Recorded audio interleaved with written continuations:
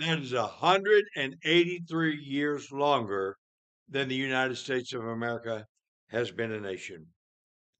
But they cried out unto the Lord, and God called a man. God called a man. His name was Moses. And under Moses, the Israelites rebelled against Egypt. Hear me, this was under the direction of God. It was to create that nation, that great nation that God had spoken to Abraham about. God loved Abraham. He would love Israel.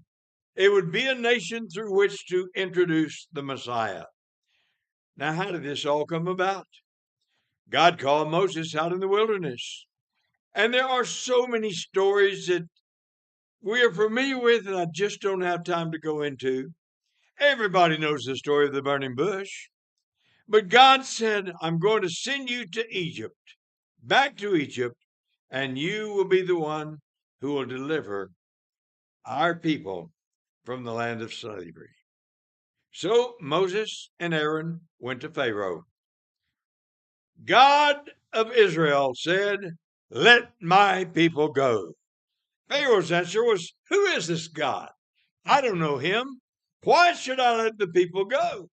You know, you're making them lazy. They're not doing enough work.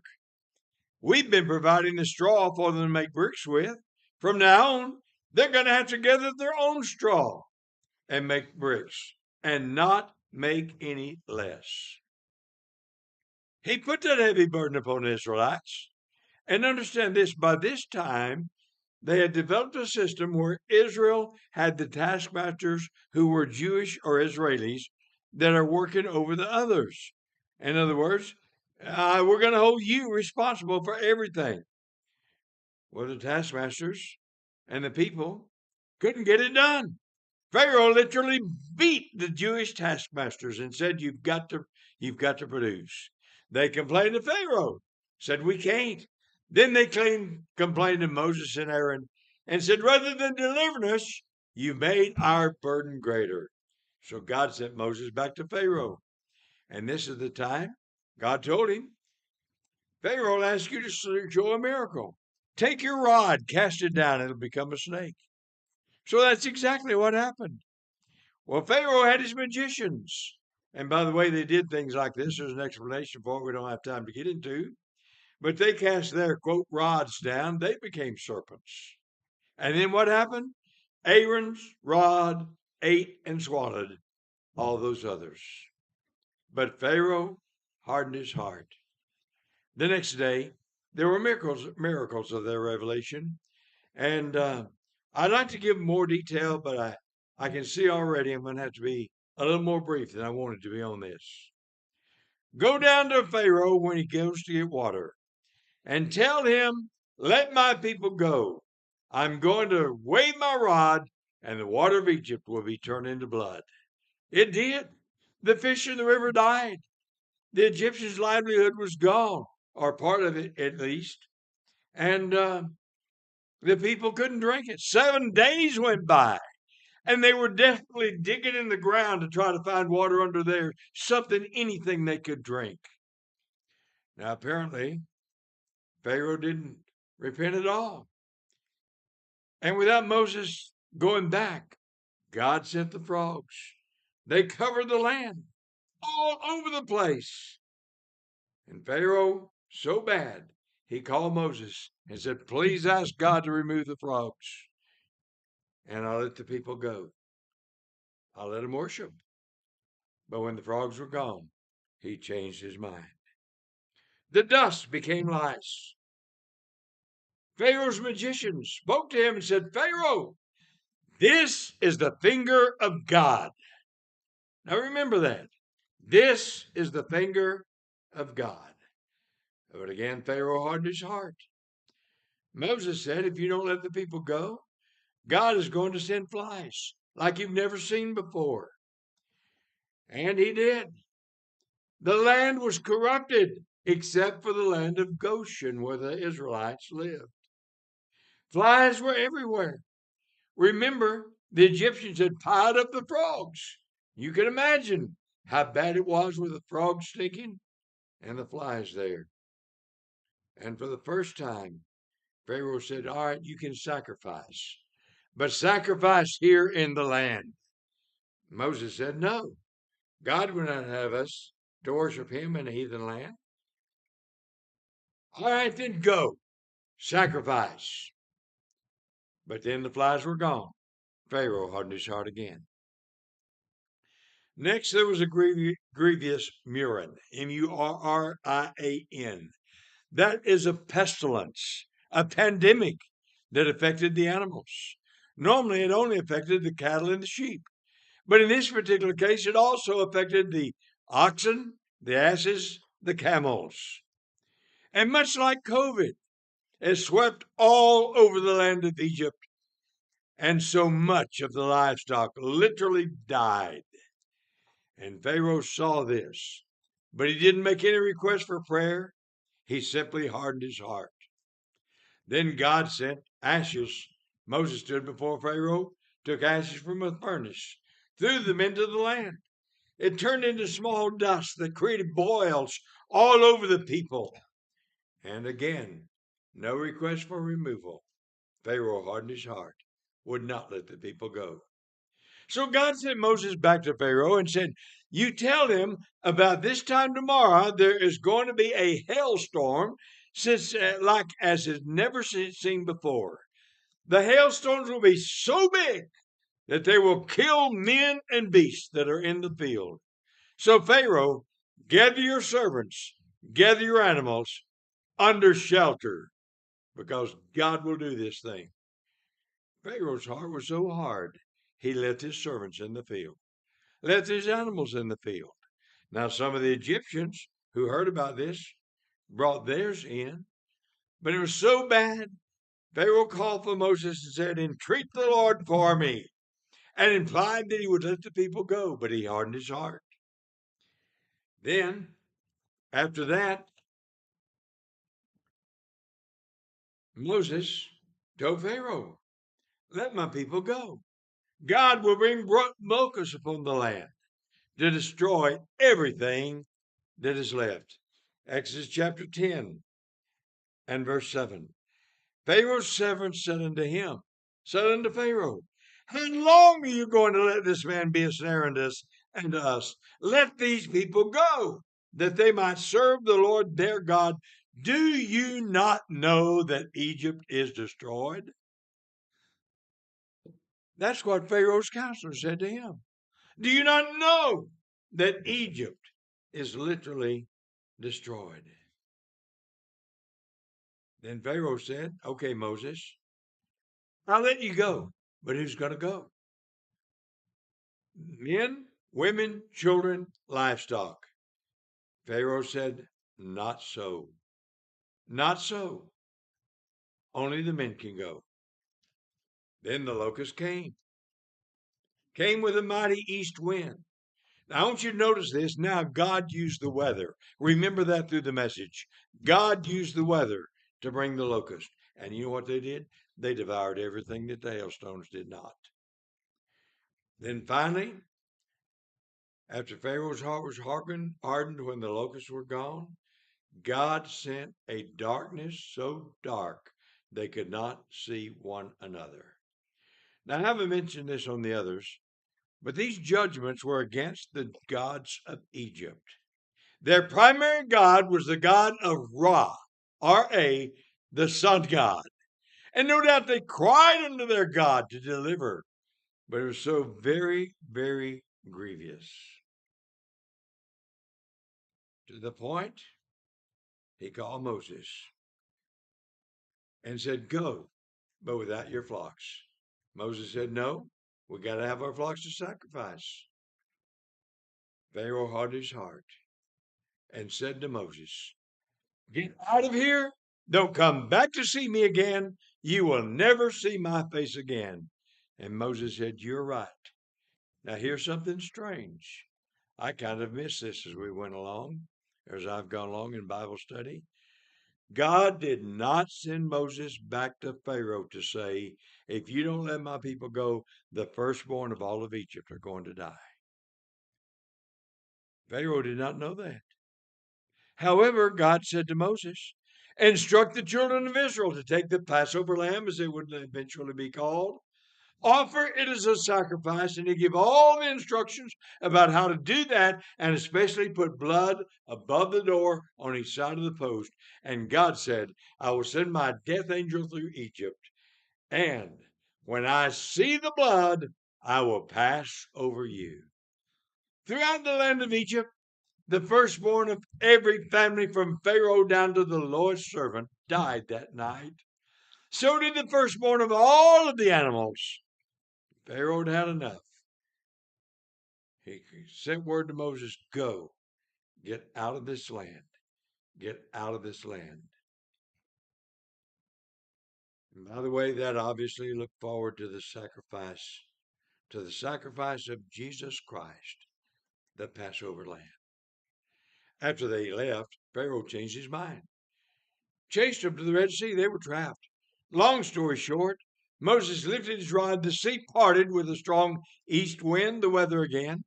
They walked across on dry ground, and when the Egyptians pursued after them, the sea came back together, and they all drowned.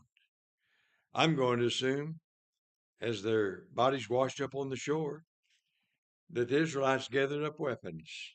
Now they have finally become a nation and armed with weapons. Now, briefly, I want to notice God's admonition.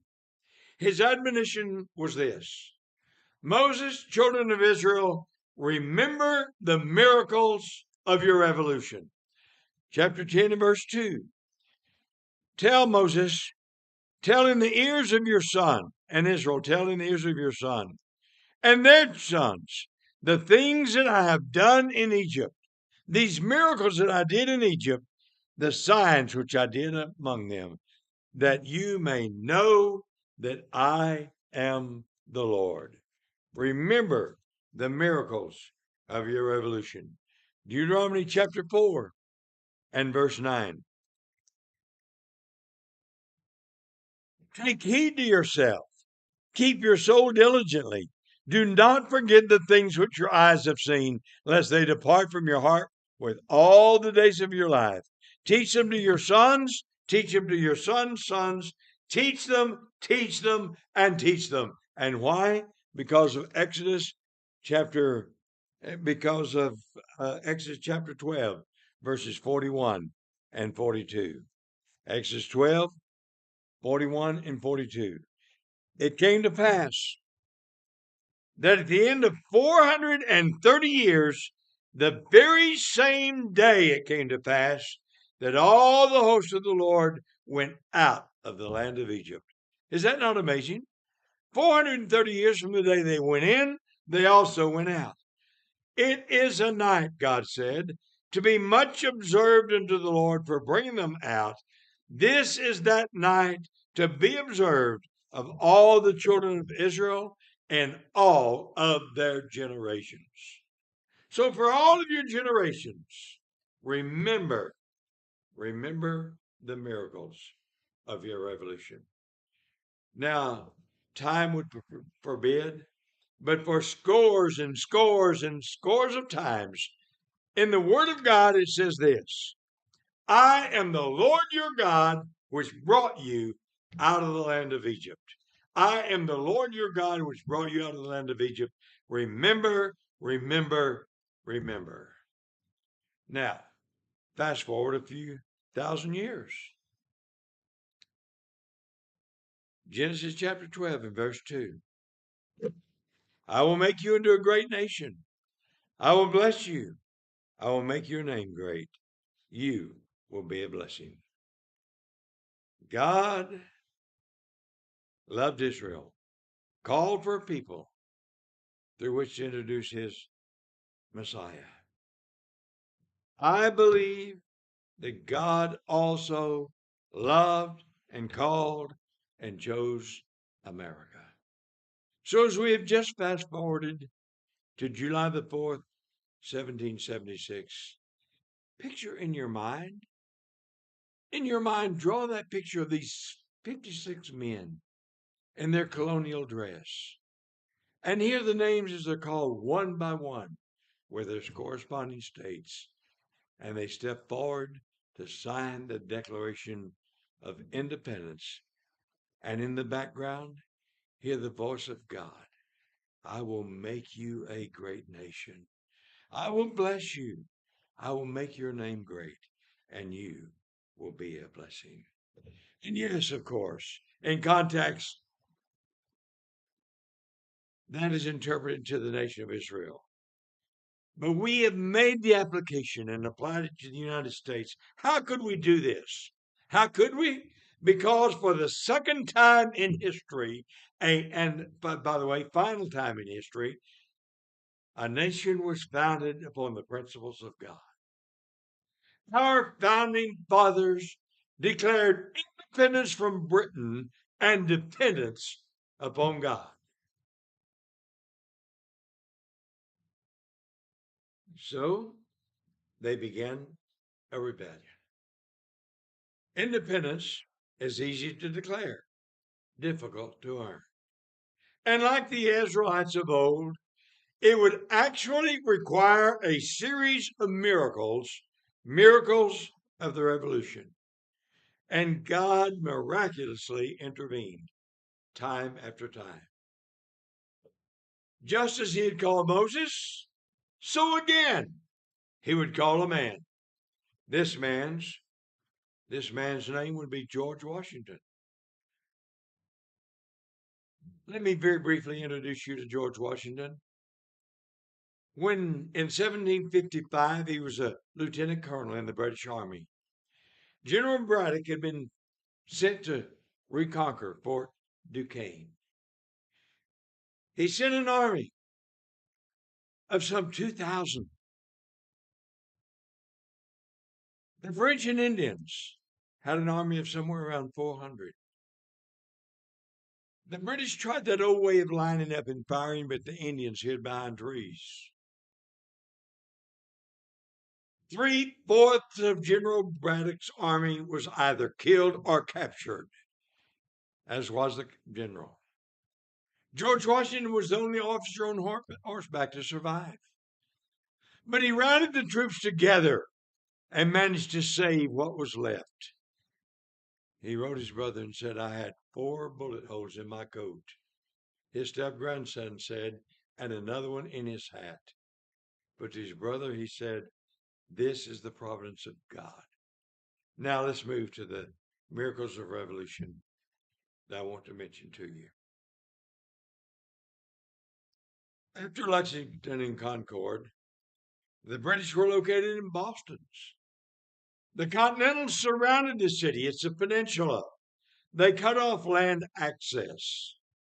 And so General Howe, the British general, could only be resupplied by land. The colonial siege laid a siege to the city that lasted for 11 months. They could not defeat the British. They could not get anywhere. But a bookseller, 25 years old, named Knox. Was it Thomas Knox? I believe it was. He presented to Washington an idea. Let me go to Fort Ticonderoga, 300 miles away, and get the cannon that we had captured there previously. Then we can drive the British out. Nobody thought it would work, but they had to do something.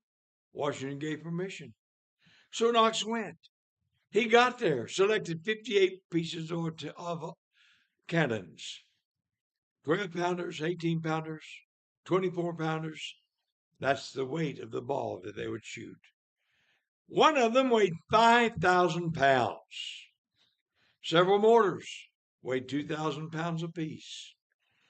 In all, his artillery weighed 120,000 pounds to move 300 miles in the dead of winter. They loaded it onto 3 ships, and it took 8 days to get the 40 miles down the ice-covered river, covering only about 5 miles a day. Then they roped all these cannons to sleds, pulled by horses and oxen. The heaviest cannon, it took 8 horses and sometimes on occasion additional oxes as well. They had to cross the frozen Hudson River 4 times. So what they did, remember how the weight that they had to carry to cross there? They had the ones who drove the horses to carry machetes. In case the ice broke and the cannons fell through, they could at least save the horses. Only one did. They were able to pull it back out. And Knox delivered 58 cannons to Washington. Now, Washington and his soldiers moved those overnight to the top of Dorchester Heights overlooking Boston. When General Howe saw this, he realized that they were doomed unless they did something. And so he sent ships, I forget how many, and 3,000 soldiers to bombard and to charge the Continentals and destroy them. However, there was an intense rain, sudden rainstorm, and windstorm that set in, and the ships could not get there. That violent storm was, as one of the British said, of hurricane proportions. It was a miracle. They all considered, they all attributed it to a miracle of the Revolution. Then, after that, the Battle of Brooklyn Heights. General Howe sent 400 ships and 32,000 men to destroy the Continental Army under George Washington. They did kill over 1,000 of them, but Washington, with 9,000 that were left, retreated to a particular area, to Brooklyn Heights. Now, the British surrounded him on 3 heights, 3 sides. The East River was behind them. They were trapped. And so the attack on the Americans stopped. Why? Because there was a driving rain and a fierce, intense wind. And the general figured, well, that will keep the colonials from escaping over to Manhattan. But it did keep the ships from going up the river, kept the British from fighting, and General Howe and his army would capture Washington in the morning and thus end the revolution. However, the colonials had nothing to do, nothing to lose. George Washington was able to get the boats that were in the area and have men to ferry the soldiers across the river because in the driving rain didn't matter. Their lives were at stake. And they got about half of them crossed. The rain stopped about midnight. The darkness covered them. By morning, though, the British would see them, and those who were left would be killed or captured. Strange thing happened. A very dense fog, so thick one Continental soldier said you could scarcely see 6 feet away, covered the Continental Army that was left. And because of the fog, they were able to get the rest of the soldiers across by going back and forth. George Washington stepped on the last boat, last man to step on the last boat to leave. They made it across. He was under the sentence of death. To be tried as a traitor. He would have been hanged. But think of that rain, think of that fog, and may I submit to you that was another great miracle of the Revolution. 3 battles I want to put together: Valley Forge, Trenton, and Princeton. 11,000 troops of the colonials were in Valley Forge, plus some civilians. Ill-equipped, not enough food, not enough clothing. Shoes were worn out, socks worn out. Some soldiers were barefoot and literally left bloody footprints in the snow and ice. Many enlistments were almost up. Desertions were running rampant to the point they were being decimated. Disease swept through because of the lack of sanitary conditions. Morale was low, and the British Army was camped only 25 miles away, warm in the city of Philadelphia, where the Declaration had been signed. One bright spot, at a time when they had no food, somebody looked out in the river, and it was just churning water. Thousands upon thousands of shad were migrating upstream, prematurely, by the way, and with shovels and pitchforks, they shoveled them up on the land. But by now, Washington knew something had to be done. So he crossed the Delaware in a driving snow and rainstorm and attacked the British fort, plus 1,000 Hessians at Trenton. He planned to send 3 groups. He would lead one, and 2 others would lead 2 other groups. The other 2 thought, there's no way we can get across this river.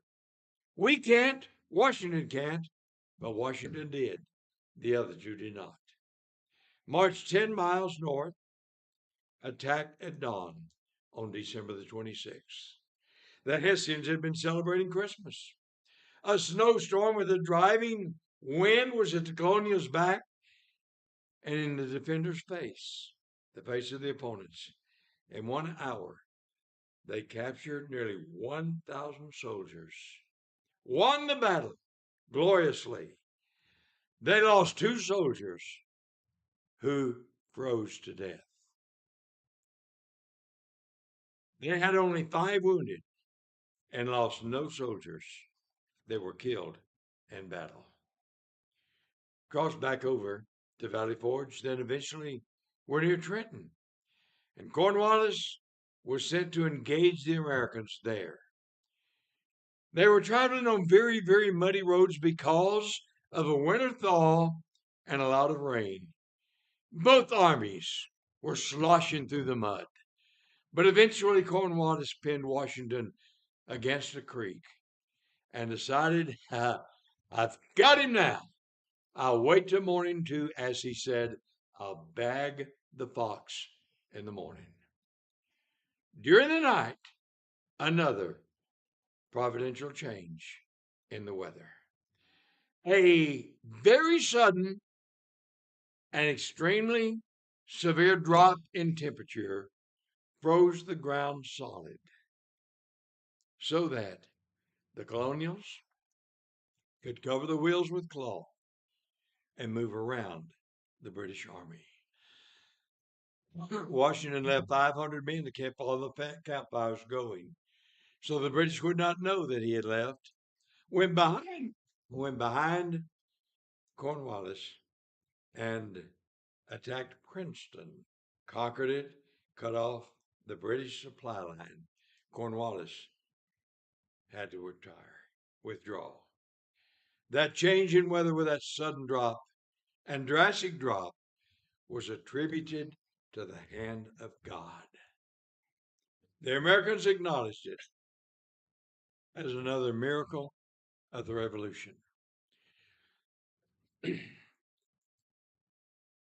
The biggest battle of the Revolution was Cowpens. American General David Morgan defeated British Colonel Tarleton at Cowpens. It was a tactical masterpiece. If you've ever seen Mel Gibson in The Patriot, it's that big battle that is pictured there that is relatively true to what happened. Tarleton was defeated. Many, many killed. 800 prisoners that were lost.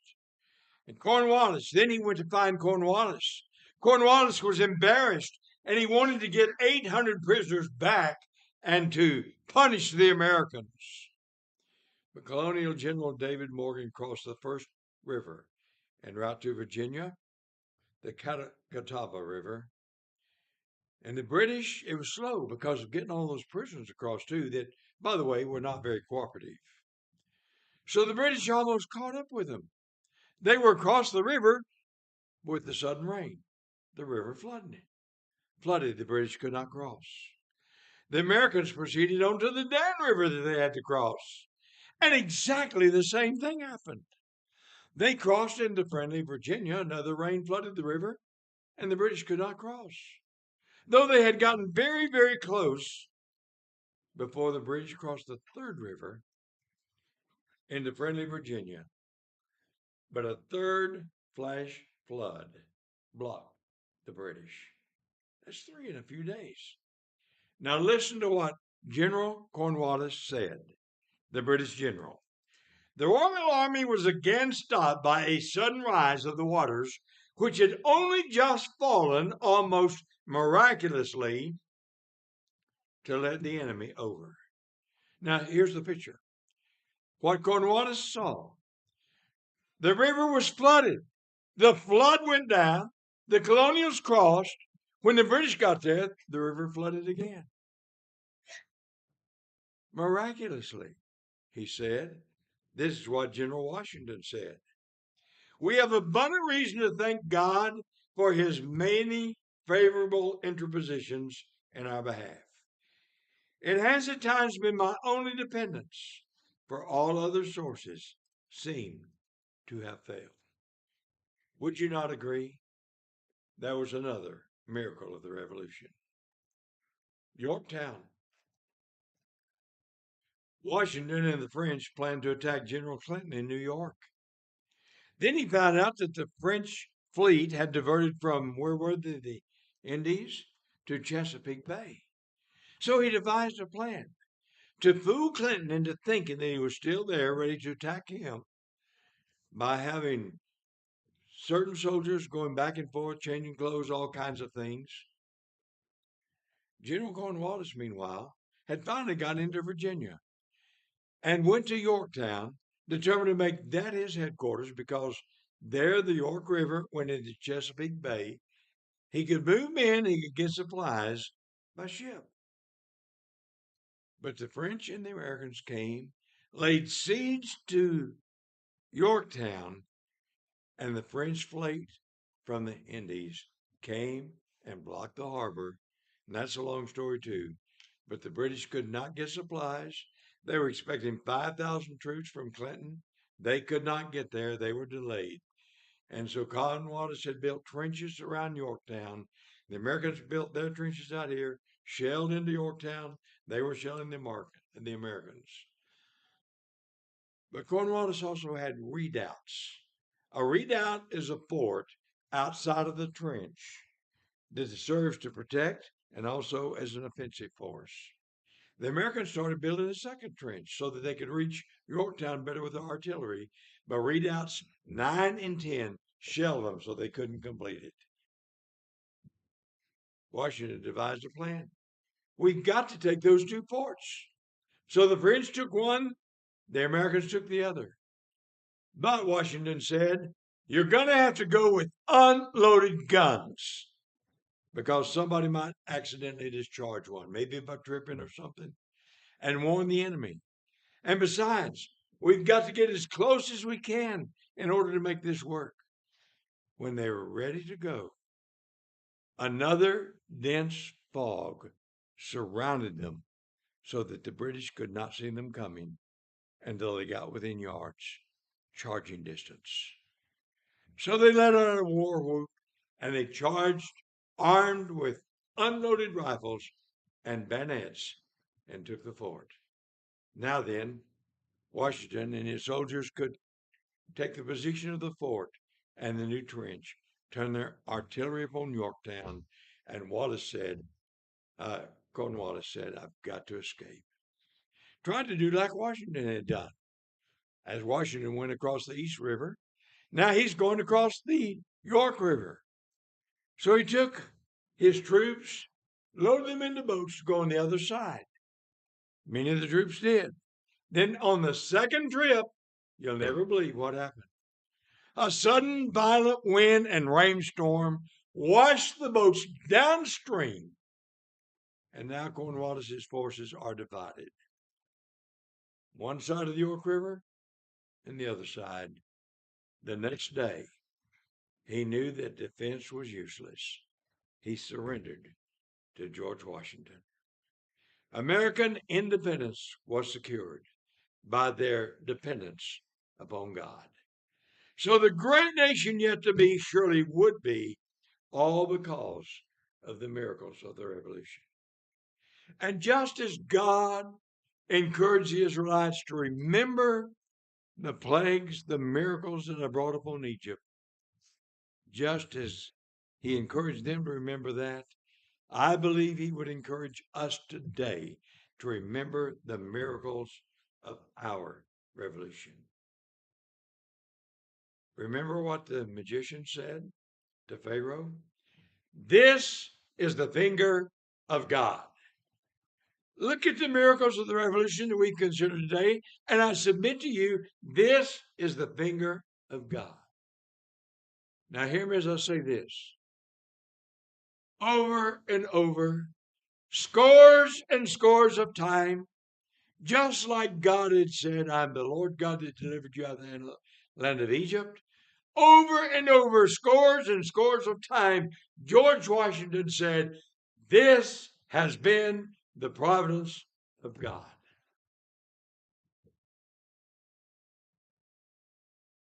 As God reminded Israel, so also he has reminded us.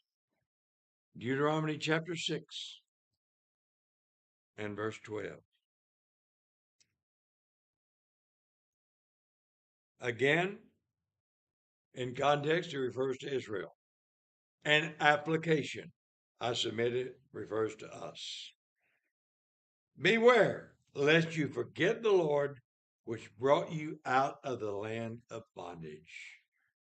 Oh, America, beware lest we forget this God. Jeremiah chapter 11 and verse 7. God said, I earnestly protested to your fathers in the day that I brought them out of the land of Egypt, even to this very day, rising early and protesting, saying, obey my voice.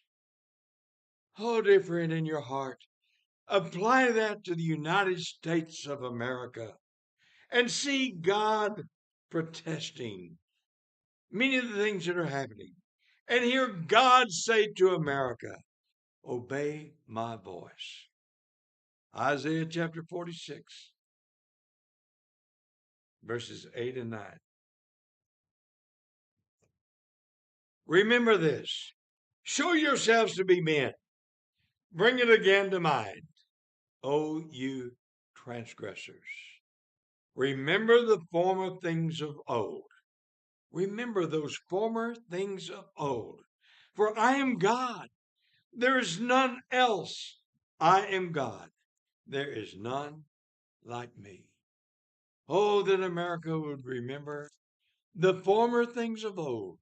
How that our forefathers called upon, acknowledged, and depended upon God for the formation of this new and great nation.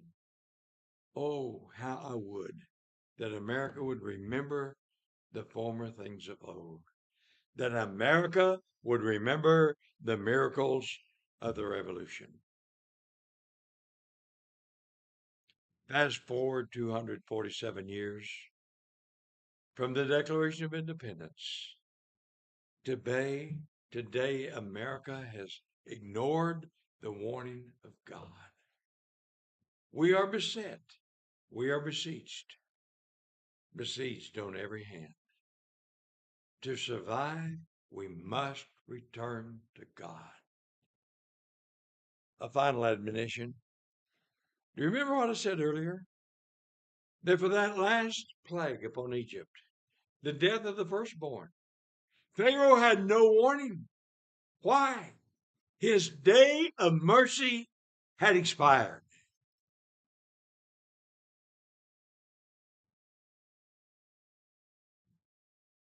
Have we had all the warnings God is going to give to us? Has our day of mercy expired? I trust not. I pray not. But for America to return to the God of our fathers, it may require another miracle like the miracles of the Revolution. we shall pray for such a miracle. Oh, dear God, I believe that as surely as you called Israel and made them a blessing to all nations, especially through Christ, I believe that you also called America and made us a blessing to all nations through the spread of the gospel of Jesus Christ. But, oh, Father, even though there is still a great remnant that we thank God for, as a nation, our leaders have indeed turned away from you. Oh, Father, bring us back. As you sent mighty winds and rains and all kinds of things during the revolution, oh God, send a mighty wind of conviction of God's Holy Spirit upon our nation. Give us another miracle of the revolution. In Jesus' name.